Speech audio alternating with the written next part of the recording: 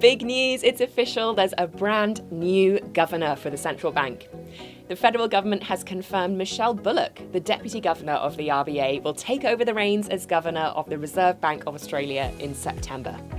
She will become the first female governor of the RBA in its 63-year history, and she'll take over the role from Philip Lowe, who will end his 7-year term on the 17th of September.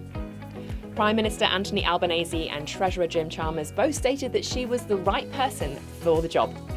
Announcing it on the 14th of July, Mr Chalmers said, "We're confident that Ms Bullock will provide the strong leadership and stability necessary for the RBA to navigate an increasingly complex and rapidly changing economic environment." Commenting after the announcement of her appointment, Ms Bullock said she was deeply honoured to have been appointed to the important position. She said, though, "It's a challenging time to be coming into this role, but I will be supported by a strong executive team and boards. I'm confident to ensure the RBA delivers on its policy and operational objectives for the benefit of the Australian people." Now, the change in RBA governor comes after some controversy for the central bank. In 2021, if you remember, Governor Lowe said rates would not rise until 2024.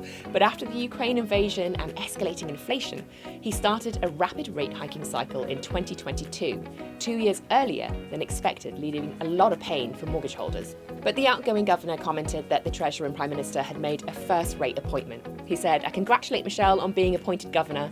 The Reserve Bank is in very good hands as it deals with the current inflation challenge and implementing the recommendations of the review of the RBA." He wished her all the best. Both the Prime Minister and the Treasurer, though, thanked Mr Lowe for his tenure, acknowledging the outstanding commitment he's given to the RBA over his 43 years there. They said, "We respect and appreciate the remarkable dedication and contribution he's made to our country and our economy, and the way he's conducted himself in a difficult role at a challenging time." Next up for the RBA is a big shake-up, with the central bank recently announcing its decision to implement 10 recommendations from the wide-ranging review of the RBA. Overall, the central bank has agreed to action some decisions that will make big changes. So, for example, from 2024, the board will meet 8 times a year, rather than 11, as is currently the case. 4 of the meetings will be held on the first Tuesday of February, May, August and November, with the others held in between. Other things that will be really changing at the central bank will include longer board meetings, as is currently the case, and they'll typically start on the Monday afternoon and then continue on into the Tuesday morning. And the outcome will be announced on the second day, typically a Tuesday, as is the case now.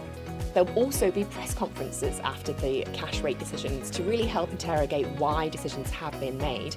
And of course, it will allow us to ask questions to the central bank.